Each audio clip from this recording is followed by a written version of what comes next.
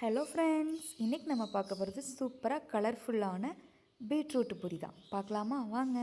அதுக்கு நான் இன்றைக்கி ஒரு பீட்ரூட் எடுத்திருக்கேன். இதை நல்லா தோல் சீவி கட் பண்ணி குக்கரில் போட்டு வேக வச்சுக்கலாம். 1க்கு 2 கட் பண்ணால் போதும். வேக வச்சு ஒரு 5 விசில் விட்டு வேக வச்சுக்கலாம். பாருங்கள், இப்போ தண்ணி இல்லாமல் பீட்ரூட் மட்டும் எடுத்து பேஸ்ட்டு மாதிரி அரைச்சி எடுத்துக்கலாம். பாருங்கள், பேஸ்ட்டு மாதிரி அரைச்சி எடுத்துக்கலாம். இப்போ கொஞ்சமாக கோதுமை மாவு எடுத்துக்கலாம். கோதுமை மாவு எடுத்து சால்ட் ஆட் பண்ணி நம்ம அரைச்சி வச்சுருக்கோம்ல, அந்த பேஸ்ட்டையும் ஆட் பண்ணி மிக்ஸ் பண்ணி எடுத்துக்கலாம். தண்ணி தேவைப்பட்டால் நம்ம வேக வச்ச அந்த தண்ணி இருக்குல்ல, அதை ஆட் பண்ணி பிணைஞ்சு எடுத்துக்கலாம்.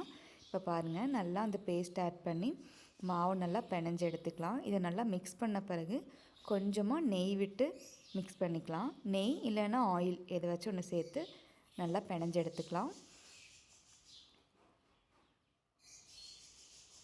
நல்லா கிச்சன் கவுண்டர் டாப்பில் போட்டு நல்லா பிணைஞ்சு எடுத்துக்கலாம். பூரிக்கு மாவு இந்த மாதிரி மீடியமாக தான் இருக்கணும். ரொம்ப சாஃப்டாக இருக்கக்கூடாது. சப்பாத்தி மாவு மாதிரி இல்லாமல் மீடியம் ஸ்டேஜில் இருக்கணும். பாருங்கள், அப்போ தான் பூரி நல்லா புஷ்ஷுன்னு பொங்கி வரும்.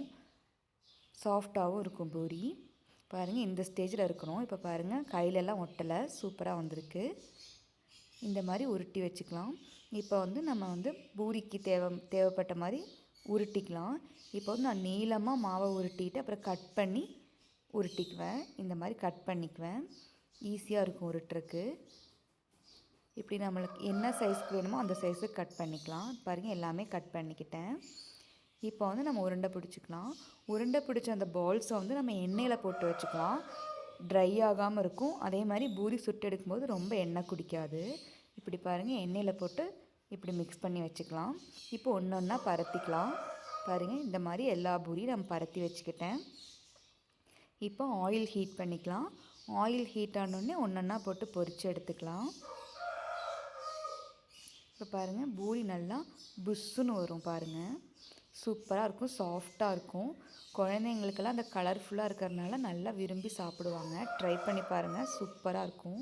டேஸ்ட் வைஸும் சூப்பராக இருக்கும். மைல்டான அந்த பீட்ரூட்டோட சுகரு, இனிப்பு, அப்புறம் அந்த உப்பு, இதில் வேணால் நம்ம காரம் கூட சேர்த்திக்கலாம். நான் இன்றைக்கி எதுவுமே சேர்க்கல.